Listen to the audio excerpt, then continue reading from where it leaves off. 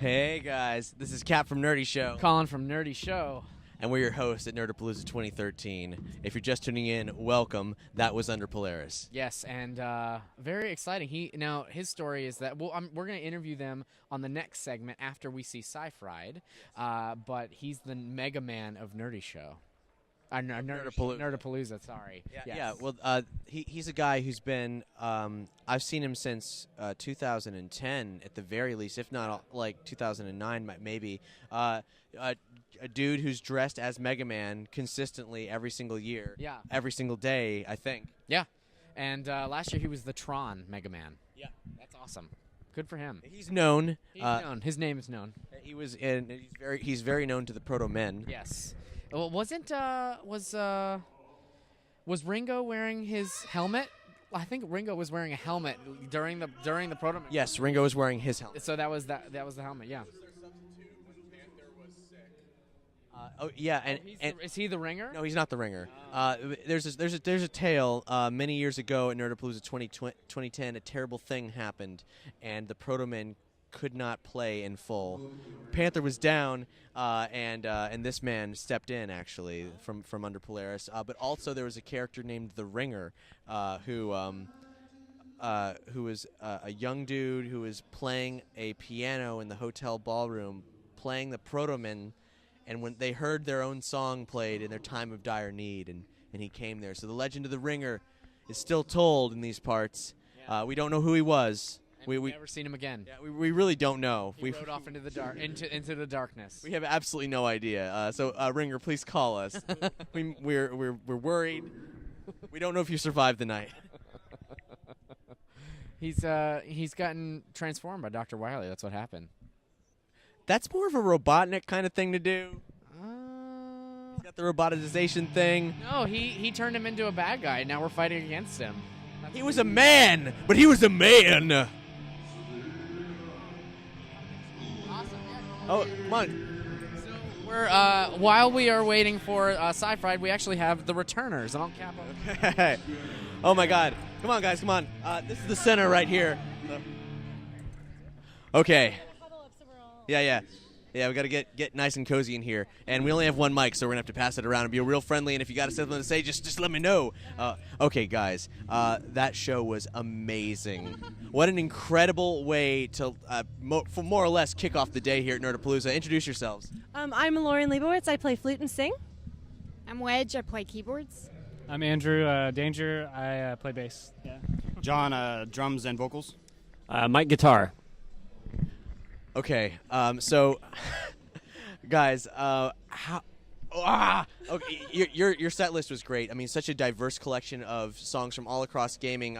One of our production guys was just saying to you, though you couldn't hear him, like, thank you for doing games or songs from games that are just like not touched, and of course, like the talent and production, everything was amazing, and the Phantom of the Opera very unexpected. I will say the most obscure thing we play is Phantasy Star 1 for the Sega Master System, which apparently people don't know the Sega Master System exists. So that's, I guess, our obscure cred. You've already got quite a bit of this. I mean, Echo 2, not Echo 2. You know, I mean, you got.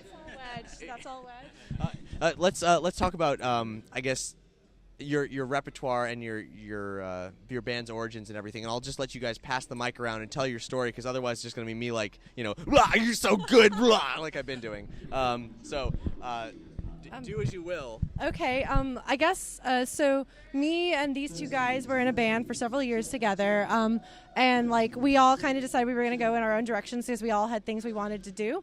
And so Wedge is childhood friends with one of my best friends, and so I knew she was a musician, and I know she goes by the nickname Wedge, so presumably she's a nerd. So I was like, Wedge, do you like video games? And she was like, yeah, I'm a Sega girl. I was like, okay, that's great. So I talked to John and was like, hey, do you want to be in a band with me? We'll do some metal too. We'll do some Nightwish. And he was like, I am so on board with that. You might have noticed from his drum kit, he's a metal guy. And so then, Lobos was like, hey, I hear you've got a band and you might play some Nightwish. Can I join? And I was like, yes, you can. So then we auditioned. We actually posted an ad on Craigslist, because that's how the three of us met in the first place.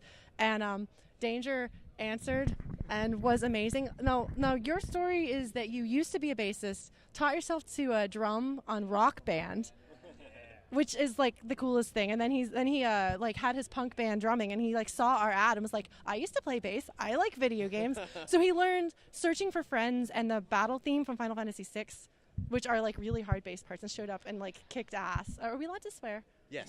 Okay, good. Because we have a show coming up next week that has children there, and I'm going to have to watch my mouth. But yeah, so he blew us away. So we're like, okay, we're a band now. So we've been gigging for we've been a band officially for 6 months.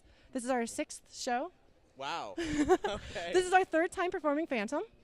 Okay. Yeah, because John was like, oh, by the way, because we were like, let's do Phantom. And I was like, I don't know what we're going to do about the male part. And John was like, so I sing. I was like, okay. And then he started singing, and I was like, yeah, you sing. Well, I was like, I know that we're going to attempt to do Phantom. I would like to audition, like for my band to do the male vocal part, because I have no illusions that I can sing. It's all in the eye of the beholder. So. Well, you got to understand about John is, are we still going because it's noise? Bands have a bad habit of starting without introducing themselves, so it's possible. Are they? No, apparently it's still sound check, so we're good. Okay, awesome. But yeah, no, John is his own worst critic.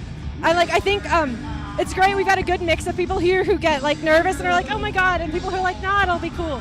So we balance each other out. But as far as like the band's story, that's pretty much it. That was expansive. Okay. The thing is like we have a philosophy, and our philosophy is we play what we love. We hope other people love what we play, and that's really it. So everything that we play on stage, like at least one band member will obsessively fangirl or fanboy about it. So. Okay. Well, I assume you guys are probably sought to indulge. You guys have probably sought to indulge your greatest like video game music love so far. But is there anything that you have, any itch you haven't scratched yet that you're dying to or you plan to? Our next medley. Yeah, Star Ocean 2. Yeah, so Star Ocean 2.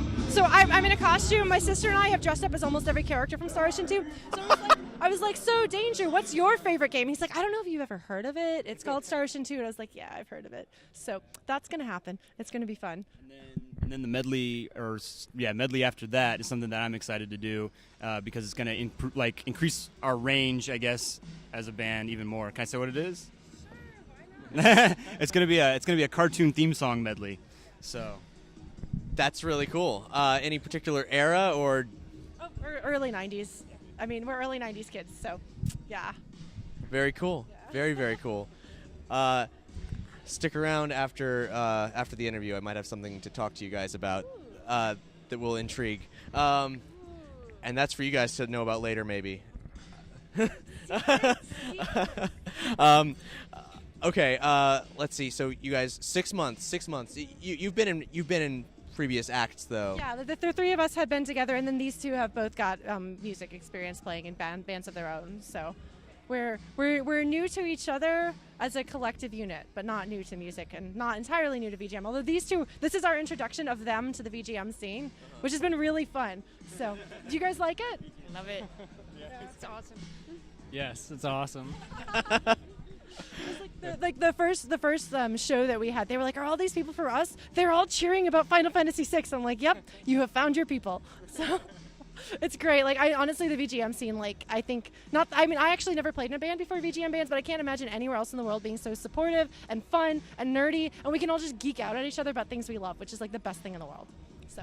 Yeah, Nelson Lugo, the host of Epic Win Burlesque, likes to talk about how he'll do all these magic acts that have sort of a nerdy slant to him, but he'll always have to have like 5 minutes of explanation of like why this Batman thing is relevant, or like what a magic card is, and like an actual Magic the Gathering card, and he comes here and he doesn't have to do any of that. Right. It's a very inclusive scene, and I'm glad you guys are finding a good place in it, and I think once you do doing more shows, the word about the returners is going to get out, because we were really blown away, and it was honestly we were feeling pretty tired, and we woke up. Well, thank you so much. Like we really appreciate like you and you guys are awesome. Like, we are all in this scene together, and I love it. I have feelings. Well, let's pass the mic down. Amongst in order, we're gonna do a sequence of things. First video game experience. First time you remember putting your hands on a joystick or a controller What is it, and what was the game? I actually watched my dad play Dungeon Master for the Atari ST, and whenever something scary happened, I ran downstairs and covered my head. So I grew up on the Atari ST, so that was my first memory. Awesome. One summer, my grandparents gave us a Nintendo Entertainment System early. It was supposed to be for Christmas, but they gave it to us in the summer, and we played Super Mario 3 like that entire time we were there. My dad had an Atari, and it had a game called Hide and Seek. And while I've never gone back and tried to play it, but I spent several hours just fascinated by controlling a screen with a joystick, trying to figure that game out. That was pretty much it.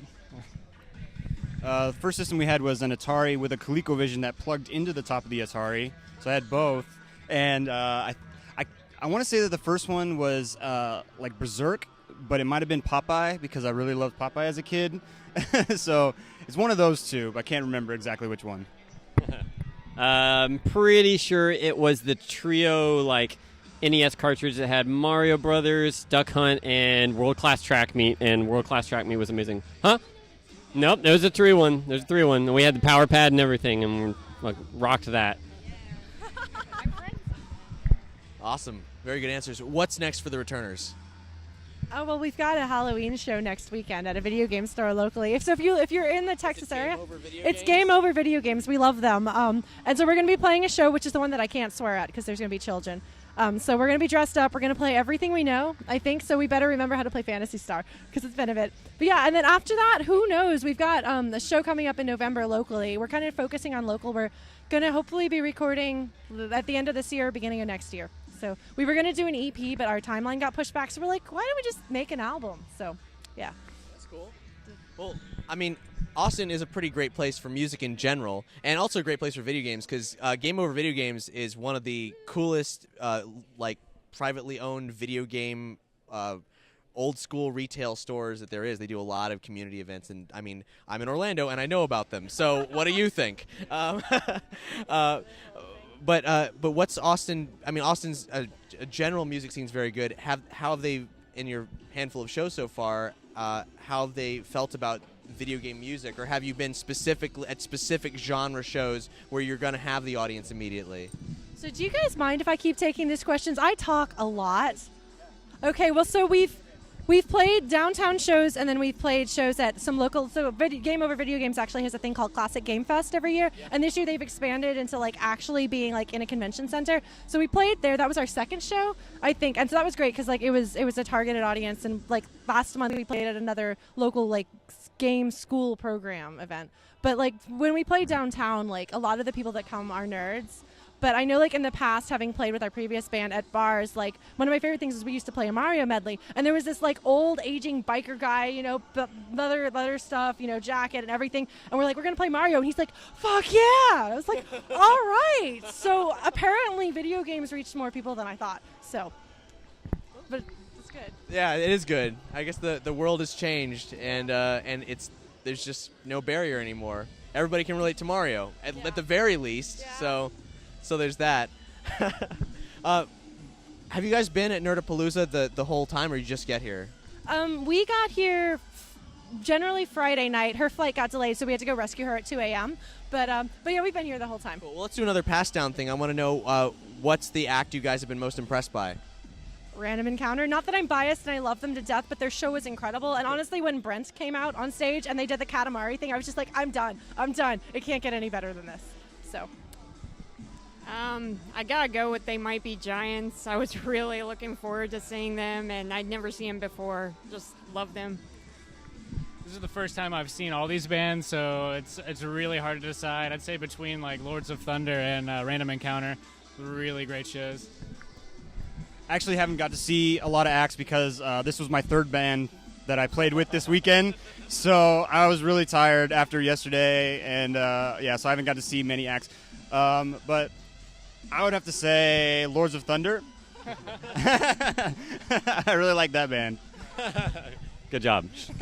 I always really like seeing Urizen play because they're awesome music, but also an awesome show, and it's really impressive. So, yeah, I'm excited that we get a double dose of Urizen today. 'Cause we missed their first show because we were flying in later than he flew in, but we get to see them still, so it's very exciting. They did it just for you. It looks like Sci-Fried is about to take the stage. So, returners, thank you guys so much. Incredible show.